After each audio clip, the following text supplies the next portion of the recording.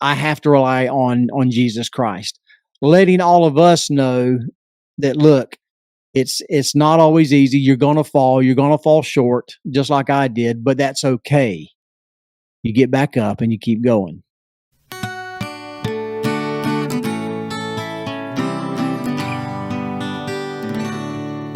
We are Saints in the South, your source for gospel growth and good times.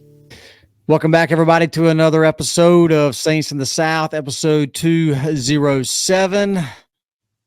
This week, we're going to do it we're going to do it a little different this week. Some schedules got a little mixed up. Not everybody able to jump on our normal recording time, and then I don't have as much time as normal, so we're going to be doing this in 2 different nights, and we're going to see if Kenny can put it together.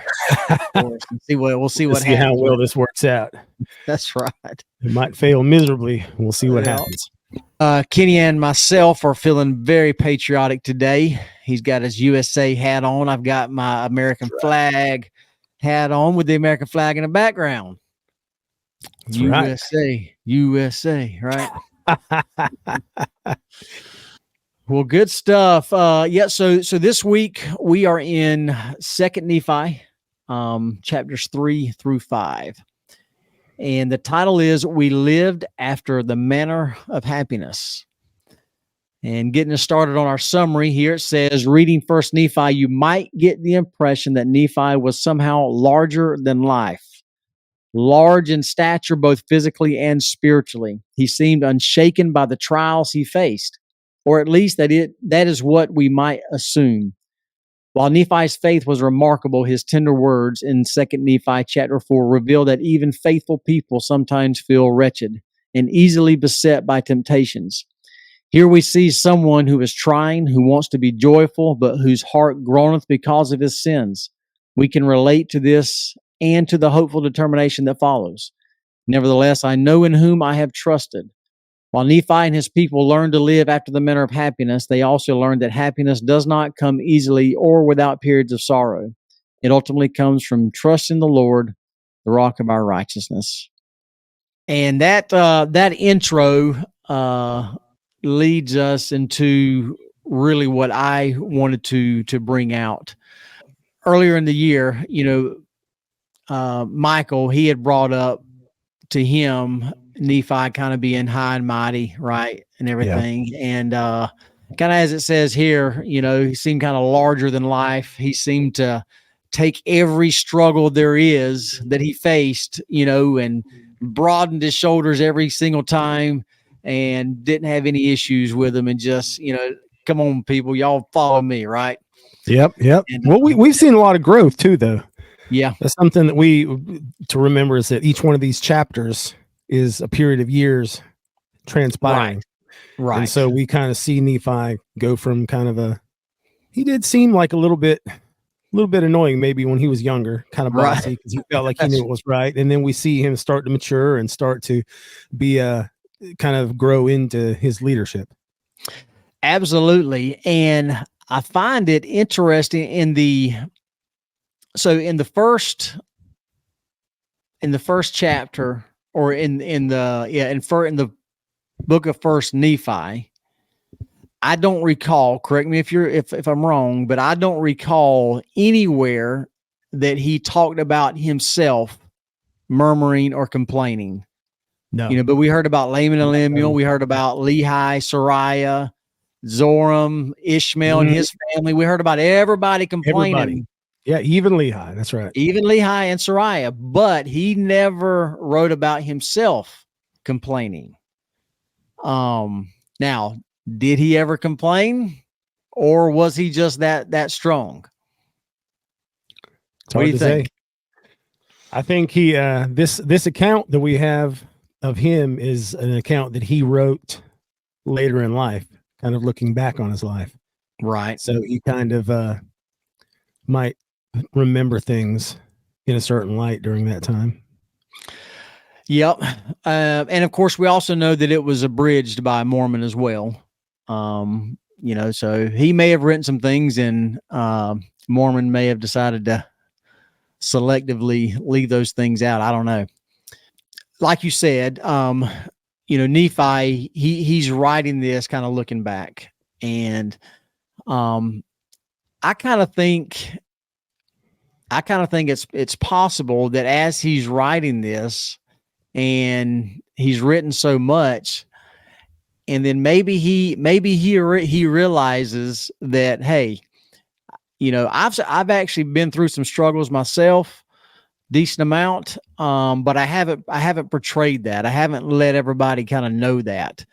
So I think it's a possibility that he consciously puts this in here, here in chapter 4, and he gives this pretty exquisite prayer. Let me pull up a couple of verses here in 2 Nephi chapter 4. He says, starting in verse 17, he says, "Nevertheless, notwithstanding the great goodness of the Lord in showing me his great and marvelous works, my heart exclaimeth, O wretched man that I am." Now, let me pause there for a second. At any point in our reading of 1 Nephi and into 2 Nephi, have we ever thought that Nephi was a wretched man? No. Right? No. Now, we could probably call Laman and Lemuel pretty wretched, right? Yeah, they were pretty wretched sometimes. Some of those others. But I would never call Nephi wretched, but he calls himself, he says, "O wretched man that I am, my heart sorroweth because of my flesh, my soul grieveth because of mine iniquities. I am encompassed about because of the temptations and the sins which do so easily beset me." So he's painting a kind of a grim picture of himself, right? He's a pretty bad dude. If you just pull out these verses here and share them with somebody that's never read the Book of Mormon, and you say, "What kind of man do you think Nephi was?" Well, sounds like he did some pretty bad things in his life. That's kind of what would come across. You know who he reminds me of here, though? Who's that? The Apostle Paul. Yes. Yeah. But see, we read all about Saul, who became Paul. Saul did do horrible things, yeah, and all the horrible and wretched things and murderous things that he did, right? But we haven't read that about Nephi. I think even after Saul had his experience on the road to Damascus, and he became Paul, and one of the greatest Christians of all time, he wrote a good portion of what we have as the New Testament. He still talked about himself in this way, like in present tense. That's something that was interesting. It's like he didn't say, "You know what, I used to be a real bad guy, but I found Christ, and I'm better now." Like, no, he was still, look, I am just wretched. I'm worthless. I have, he was constantly acknowledging that the only any redeeming value he had was Christ in him, and he had no redeeming value in and of himself. And Nephi here, kind of the language kind of reminds me of that. I feel like it's part of his maturing, he's starting to learn some humility. He's starting to see, like, look, I'm not the super awesome guy necessarily that I thought I was. I'm obviously he hasn't been persecuting, he hasn't been throwing people to the lions or anything, but he recognizes his self as a flawed, sinful human being. Yeah, absolutely. And to your point with the language, as he goes on in this prayer, that's kind of what he iterates, is that basically he is nothing without Christ, which was Paul's language there. Coming on down here, starting in verse 26. "Oh, then, if I have seen so great things, if the Lord in his condescension unto the children of men hath visited me in so much mercy, why should my heart weep and my soul linger in the valley of sorrow, and my flesh waste away and my strength slacken because of mine afflictions? And why should I yield to sin because of my flesh? Yea, why should I give way to temptations? The evil one have placed in my heart to destroy my peace and afflict my soul. Why am I angry because of mine enemy?" So that's really kind of his language. He keeps going back to that. And what I just really find interesting is that anybody can read the first book of Nephi, and you're going to have nothing but praise for Nephi and what an awesome guy he was. But if you listen to this description that he gives of himself, he's I think in my mind, he's letting everybody know, like, look, I may come off as a perfect human being here, but I'm not. Right. Yeah. And I have to rely, I do fall to temptations. I do fall to anger. My soul groaneth within me, and I have to rely on Jesus Christ, letting all of us know that, look, it's not always easy. You're going to fall short, just like I did, but that's okay. You get back up and you keep going. That's right. And I just really like how that is in there, because if this wasn't in there, then we would say, man, Nephi was basically next to Christ when it come to living. Yeah, he seemed perfect. Yeah, by his own account, anyway. Right. And I love verse 30. It's funny because as I was looking through my scriptures, I actually have verse 30 highlighted twice. Okay. I liked it so much. So you've got it, what, like in a blue and then a yellow or something like that, or what? Yeah, well, I've got it underlined in red and then highlighted in yellow. Okay, so very good. Kind of funny. Apparently, when I first saw that, I really loved it. So it says, "Rejoice, O my heart, and cry unto the Lord, and say, O Lord, I will praise thee forever. Yea, my soul will rejoice in thee, my God and the rock of my salvation." Yeah, it's beautiful. Yep. Getting to that Paul style writing there, even though they were a few centuries off in time there. Nephi was before miles. Paul. Yeah, that's right.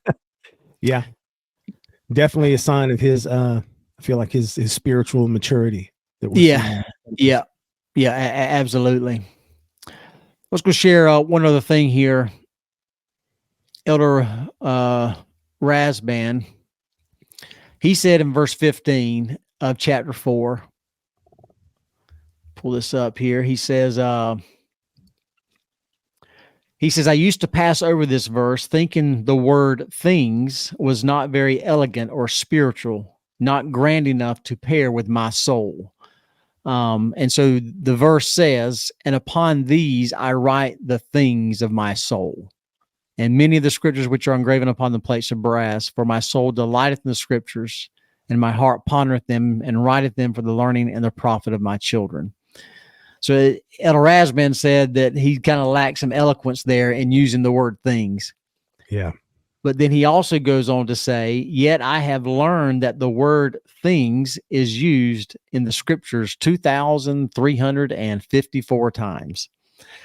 And then he gives an example from Moses. He says, where it says, I am the beginning and the end, the Almighty God.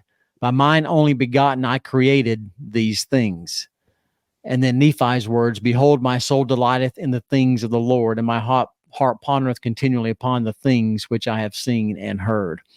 So Elder Rasband goes on and he talks about how he had basically repented for feeling that Nephi was lacking in some eloquence of using the word things, where the Lord had actually used it himself as well. But he goes on and really talks about, delighting, what we ponder about, what kind of things do we ponder about in life? What do we write about? And Nephi here, this verse 15 was the opening of his prayer that we just discussed. And so Nephi had a lot of things on his mind, on his heart. And he wrote them out. And I would kind of put a plug in there for journals and journal keeping again. Absolutely. It's a therapeutic thing to do, to be able to write things out, write things that you're thinking about, that's on your heart, whether it's things that you're struggling with or things that you want to achieve and accomplish, things that you want to teach your children, spiritual highlights from general conference, whatever it is. Writing it out is a very therapeutic thing to do. That's right. And you never know how it might bless someone's life. Really, that's a lot of the scriptures we have are basically was journals, people writing down the things that they experienced and writing their thoughts. And gosh, there's so many instances of that. Like I used to love it makes me think of Little House on the Prairie, if you watch that show. Oh yeah. They actually had books, the the books that the TV show was based on, and the books were actually based on the diary of Laura Ingalls Wilder, because she kept a diary from the time she was a little girl, and she wrote in it nearly every day for her entire life. And so, many, many, many years later, people were able to look at her diaries and get a clear picture of what it was like to live during that time and the place that she lived in. So we might not have ever known exactly what it was like if not for her diaries. We got a clear picture of what it was like to just be a normal frontier family, living in the 1800s, just out on the plains, just kind of doing your thing. And it was really, really interesting stuff. So you never know, if we record our lives, how it might bless somebody else far generations removed from us.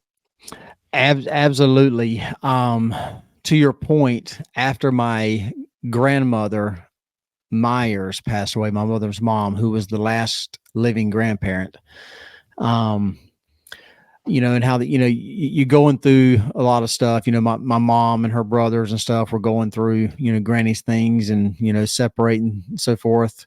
So that, but they ended up coming across some journals, that she had, and, within the last couple of years. And of course, they kind of just start flipping through it and reading and looking and so forth. Well, they came across a pretty extraordinary story that Granny had written down, but had never shared before with anybody. Oh, wow. And the reason we know that she had never shared it, it is because,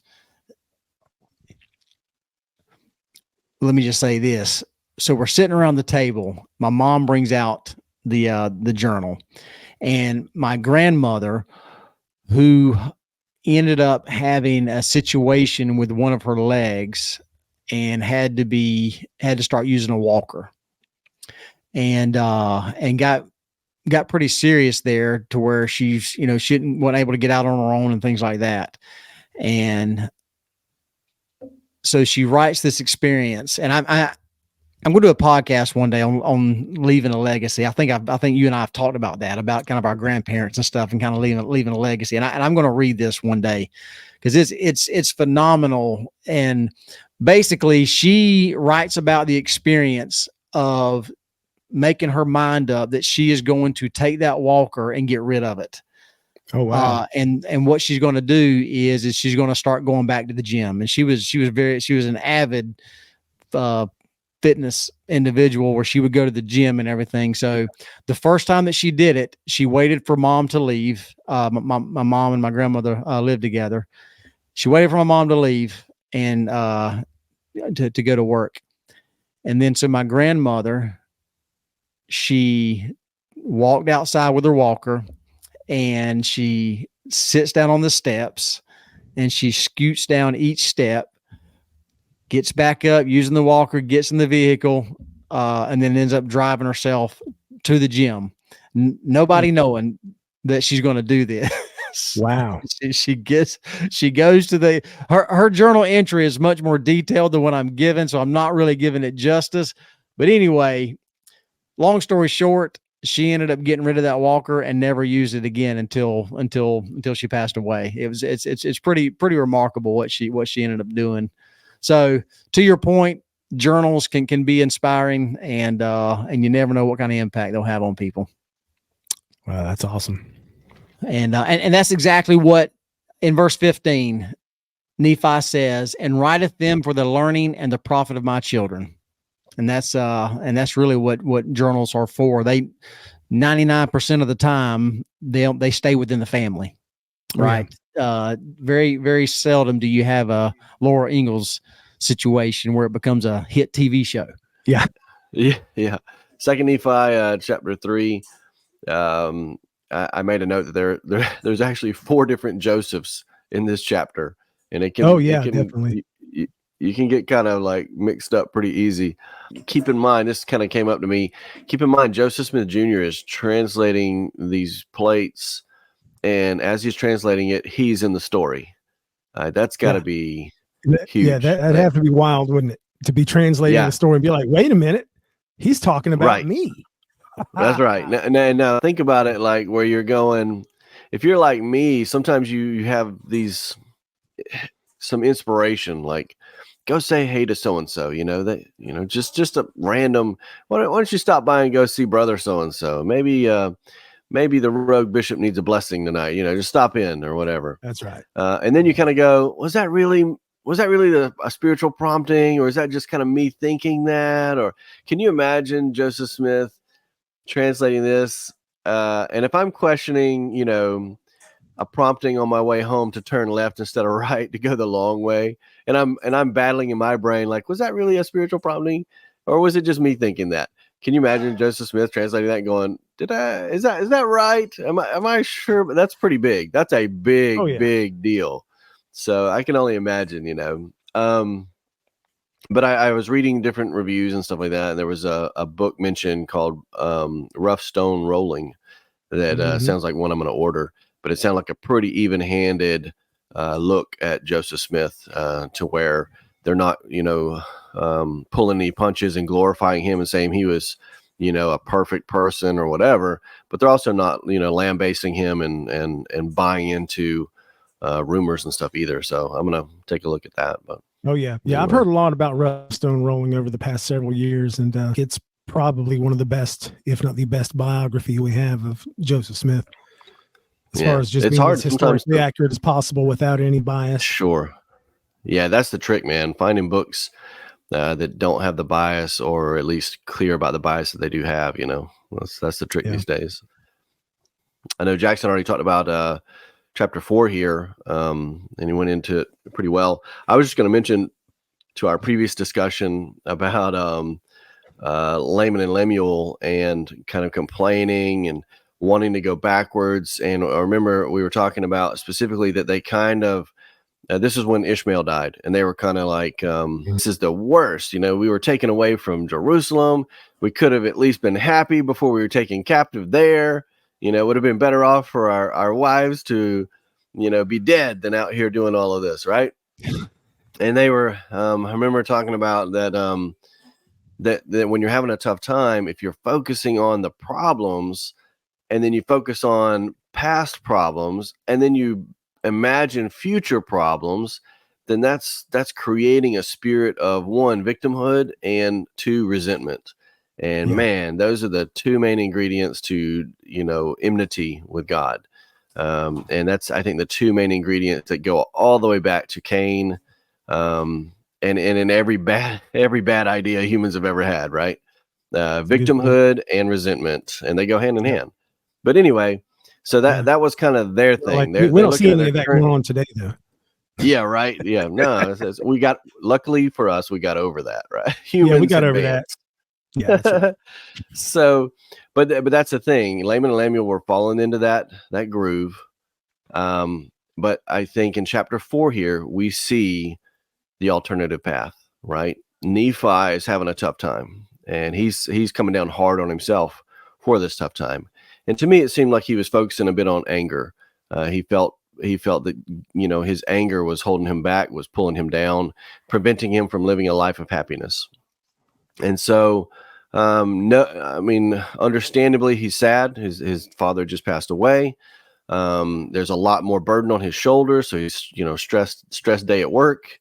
And now his brothers are getting back into old habits and, plotting to kill him short, to cut it short. Again, once again, plotting to kill him. Yes, exactly. Old habits die hard.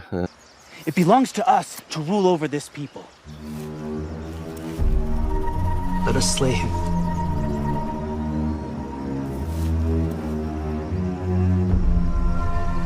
So that's right.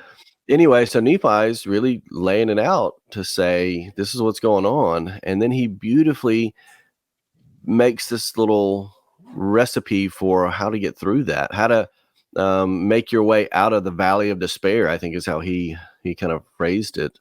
And it goes back to what we said that Laman and Lemuel should have done, and that is count your many blessings. When times are tough, don't dwell on how tough the time is and how tough times in the past were. Focus on who got you through those tough times in the past.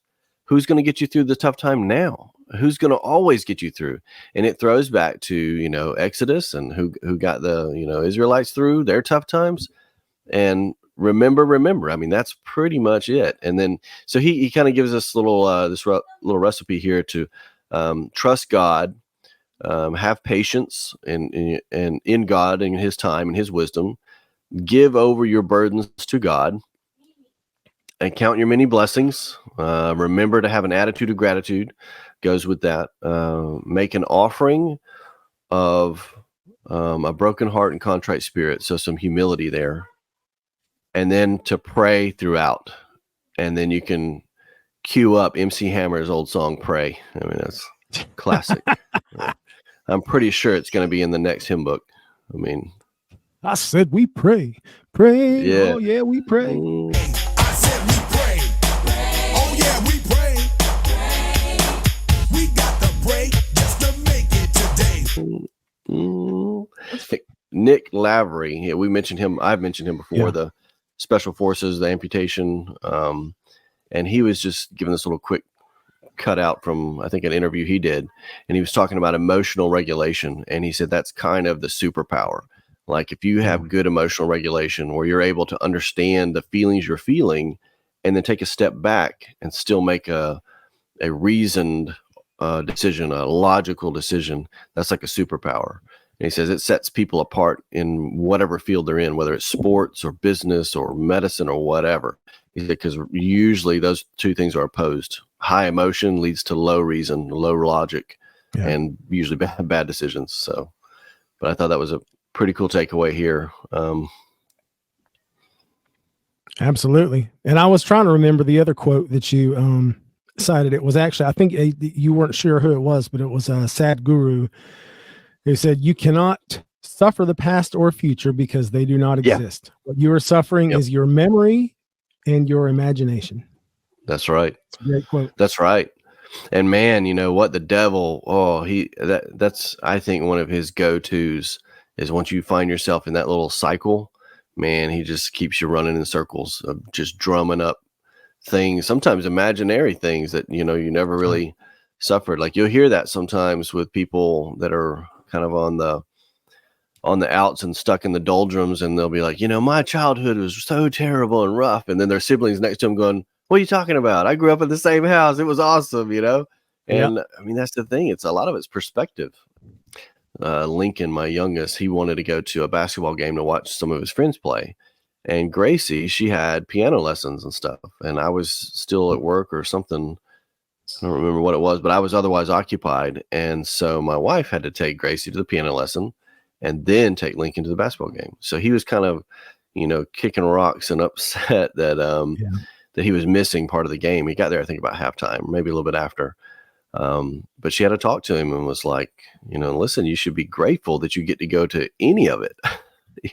And I talked to him and said the same thing. Like, whenever you feel that motivation to be upset, you need to stop and say, what is it that I can be grateful for in this situation? Because it's a matter of perspective.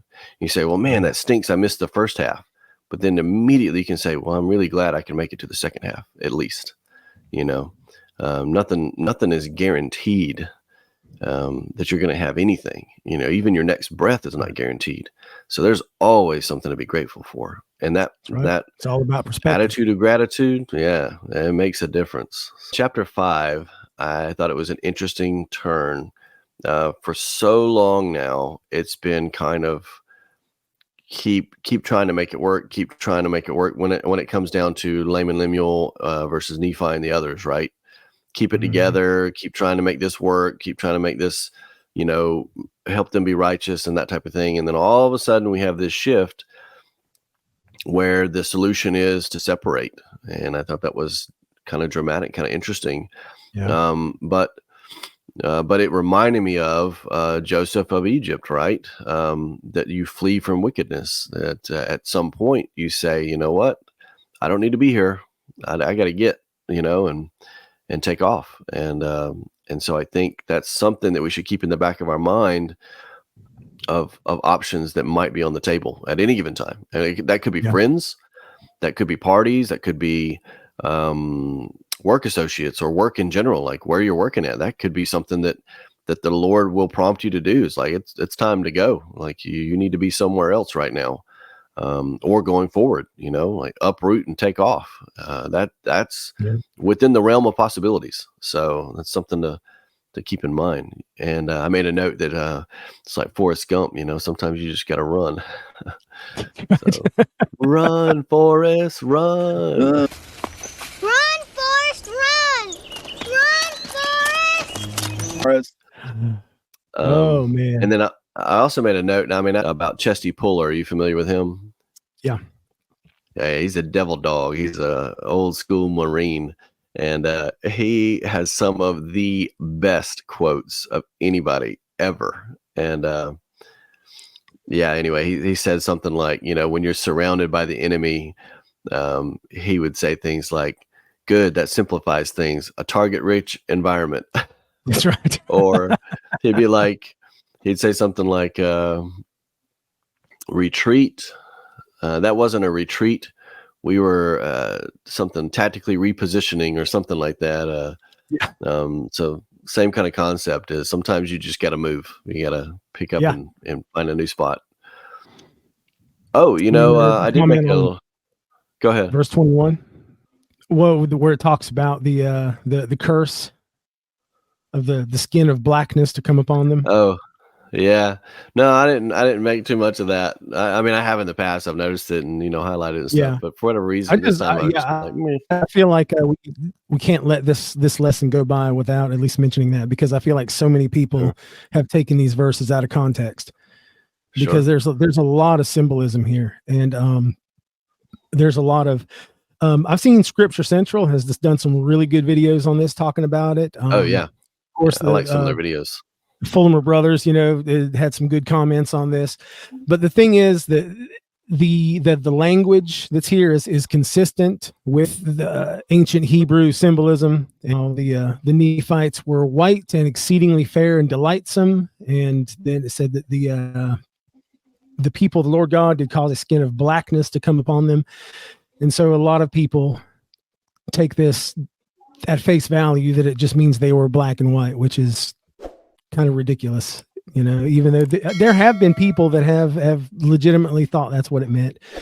But we know that this is very symbolic. The scriptures talk about something being white. It almost always refers to purity, or some, integrity, things like that. And then the skin of blackness is more of a symbol of something, as far as their countenances, or the blackness is impurity. And there's been lots of general conference talks about how the melanin in your skin has absolutely nothing to do with your standing before God.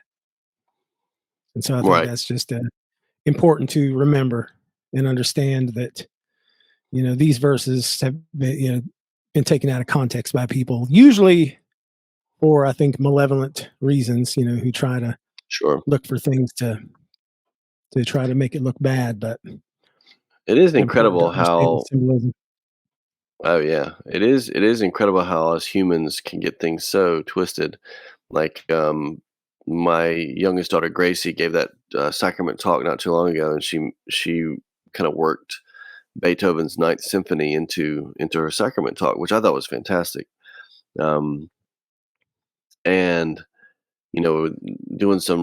helping her do some research on that, Beethoven's Ninth and stuff. It is used like in Japan. It's part of their New Year's celebration. The brotherhood of mankind, and really, it's part of it's. And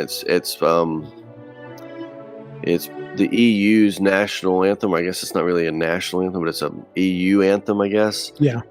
Is the melody from Beethoven's Ninth, and there's just so many other scenarios where it is, a benevolent kind of thing, but it also was like used by Hitler to celebrate his birthday, and others. I think maybe Stalin maybe had something to do with it too.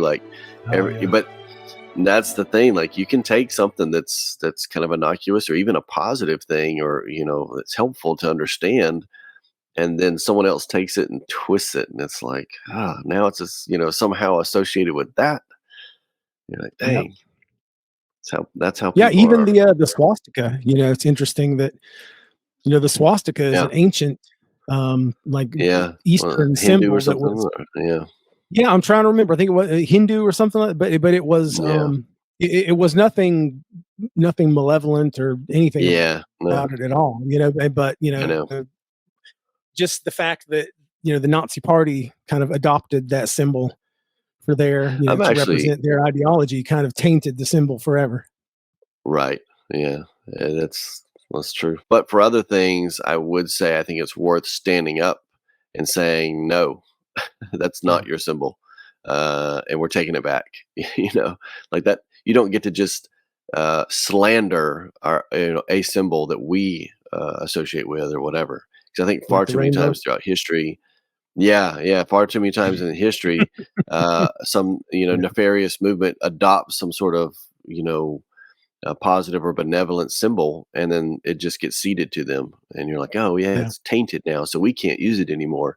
But I'm yep, I'm kind of thinking like, no, at some point you just say no, you don't get to have it. We're gonna fight yeah, you for it, and there will always be this discussion of does it mean that or does it mean this, but we're gonna be there every time to say no.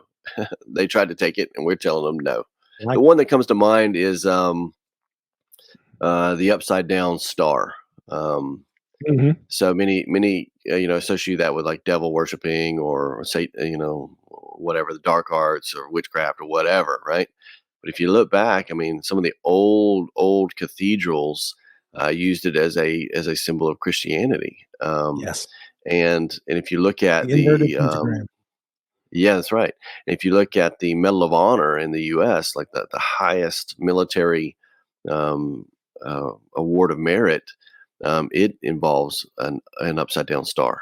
And Yep, so, I mean, to me, that's one of the things to say, like, no, we had it first, and you don't just get to lay claim to it. that's right. Like you understand the history there, where someone branched off, and it was purposely chosen to try to taint, to poison the well, and I was gonna say, like with the Nephites, well, this is where they become Nephites. They branch off and they become their own with the Zoramites and whoever else, the righteous. They kind of take off. But it made me think because we had this little side discussion otherwise of with them kind of removing themselves from evil, and it was a throwback to Joseph of Egypt, removing himself from an evil environment or whatever. I wonder is the inverse true? And we were kind of having this discussion a little bit on our linger longer with how far do you tolerate, you know, people making bad decisions versus a malignant um, viewpoint or toxic kind of viewpoint, Yeah, cult type of stuff that's again poisoning the well. Like you bring them in, trying to love them back into the fold, but they're taking more away, right? And we talked a little bit offline about Alma chapter 30, and particularly verses 19 through 21, I think is the reference there, where um, the um, the Lamanites who were under the guidance of Ammon, if I remember right, if I get all my details right here, when the Antichrist Korihor comes to them, they immediately take him up to Ammon and are like, "What is this guy all about?" And Ammon hears him out. And he's like, "Nope, got to go." Boom, and just immediately kick him out, give him the boot. So like the yeah, Nephites, they're like, "Oh, we have no laws against that. You're not breaking any laws. You can say whatever you want. You've got your own beliefs. We got our own beliefs, and let bygones be bygones." And then he led a bunch of them away. And then he goes yeah, on down to these Lamanites. And they're like, keep walking, keep walking. And so they kind of did the reverse here. They removed the evil from their presence rather than picking up and moving themselves. And I thought that was kind of an interesting little takeaway and thought there. yeah. Kind of that reminds me too of Greg Matson's interview with James Lindsay. We're talking about wokeness. They talk a lot about the James Lindsay talks about it, and I think I Hmm. mentioned this to you. It reminded me of what you were talking about with the Gnosticism and how Right. the Gnosticism has existed and it's modern day. It's just kind of taking a different form, creeping into our culture, and we're trying to be nice and we're trying to get along with everybody and just kind of Right. allowing these toxic ideas to infiltrate the culture. Right. And that to me is the thing. And that's what I was saying before on our Linger Longer, with kind of at least a 3-branch problem here. It's loving the individual and while still kind of standing up for the doctrine. You got to have lines somewhere, right? But then beyond that is this kind of this shadow of a secret society, or secret combination, or those different kinds of things, and that's out there, and that Satan has been using them forever and has destroyed entire civilizations with it. How would we think that it couldn't affect us? It couldn't affect our time, our church. I think that's a mistake, and I think he's up to his same old tricks. But the interesting thing now is rather than just using one specific ideology or whatever, it seems like we're getting hit from multiple sides at the same time. It's the same concepts being used for religious versus with the main political. heads that you were talking about before. It's exactly what it is. Yes. It's all the same beast with different heads. Right, exactly right, and that's just how it feels, But yeah, he does. I think he makes a compelling case that's actually what we're dealing with. And the scary thing is most of the people, my guess is most of the people that are kind of it's somewhere on the spectrum of being pulled in by this ideology probably have no idea. Like if you said, that's a Gnostic thing to say, or that's a Gnostic, tenet of Gnostic, Christianity, of cult behaviors or whatever, and they'd be like, what do you mean? I don't even know what Gnostic is. I don't know anything about that. But that's the way those things work. You don't have to know. You don't know what you're getting yourself into, and you just get pulled slowly further and further. Yes, it's just like most of the kind of ideologies now that were the kind of the brain children of philosophers like Michel Foucault and Jacques Derrida. A lot of these people have no idea who Jacques Derrida was, or Michel Foucault, or even Karl Marx maybe, but they're fully espousing these ideas. That these individuals, put forth years ago that are just infiltrating culture even like a virus.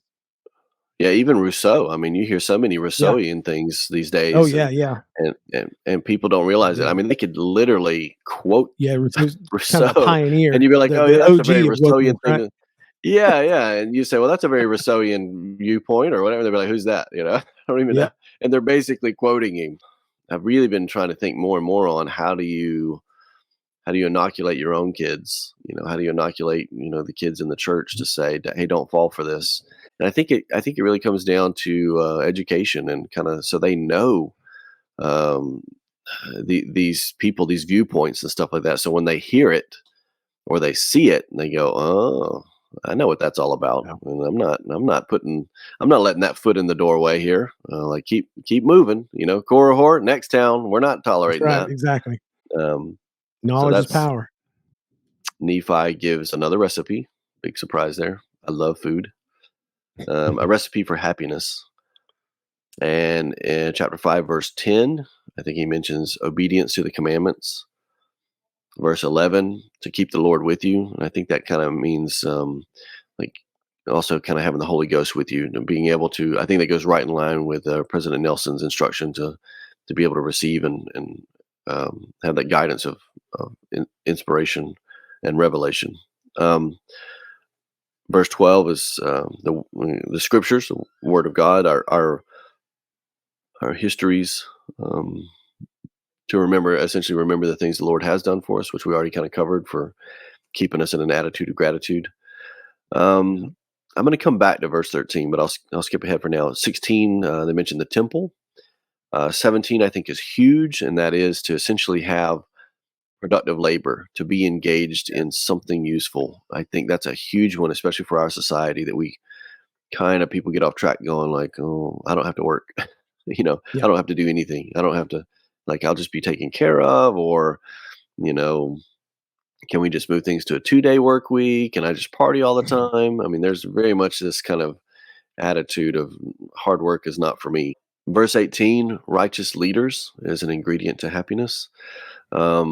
And that's an interesting one, because they didn't say the lesser of two evils should be your leader. That's righteous leaders are chosen. Verse 26, priests and teachers were established, which suggests there's a church There's an actual structure there. It's not just, I find God in nature and that's all you got. It's an actual church. There's structure to it and there's fellowship with it and so on and so forth. And then that gives you verse 27 of happiness. So I think it's important to note that there's no single silver bullet for happiness. I think that's a fallacy that a lot of people fall into. Like, if I could just do this, I'd be happy. If I could just get that promotion, I'd be happy. If I could just marry that person, I'd be happy. If I could just, get that house or that car or that, whatever, I'd be happy. And I think it's much more complex than that. No one says, if I could just have 3 eggs, I'd have a cake, there's a recipe here and it's multiple ingredients and you got to keep them pretty balanced in the right quantities to make it work. And I think that's key. That's how this works. That's how happiness works. Anyway, there was one other that verse 13, it mentions that they became prosperous. Mhm. And that's a curious one, prosperity. And it shouldn't sound like making money or working overtime or getting that promotion or having the biggest house or whatever. It's not like that should be part of happiness. And it reminded me of a quote from Ben Sass. You familiar with him? I don't think so. He's No. he's a now he's the president of University of Florida down in Gainesville, right? Okay. But he was a senator from Nebraska. Prior to that, he was like Ivy League educated. His, I think he's a history major or whatever, and he was presidents of some other schools up that way in Nebraska and all that. He's a pretty well read fellow from what I can gather, and politically, and this is just me speaking, politically he seems to be a pretty straight shooter. Like, he would call people out, president or whoever, and be like, no, that's not cool, that's not right, and we got to do it a different way, a better way, or whatever. And he only stayed, what was it? I think 2 terms as a senator, and then he decided not to run anymore because he thought that was also important, that it shouldn't be a lifetime appointment. He said this in his book, The Vanishing American Adult, Our Coming of Age Crisis and How to Rebuild a Culture of Self-Reliance. He said, at one level, happiness is an equation that has needs met as the numerator and presumed total needs as the denominator. One way to achieve temporary happiness is to invest more energy seeking to fill up the numerator. But another way, a more stable way, is to reflectively guard against the growth of one's denominator of needs and to cultivate the habit of gratitude at the satisfaction of real and basic needs. And I thought that was pretty deep, the numerator denominator thing. And he's right. And I think it goes back to this prosperous thing. What does it mean to be prosperous? And I think it comes down to that numerator denominator, that many people would say, oh, to be prosperous means that numerator is really big. But in reality is, if you keep that denominator trimmed up, it doesn't take a lot to be prosperous. It doesn't take a lot to be happy. And I think that's what Nephi was saying here. They became prosperous. They became happy. Great point. That sounds like a good point to leave off on right there. All right, man. Very good. All righty. Well, there you go. Until next time, y'all keep on striving.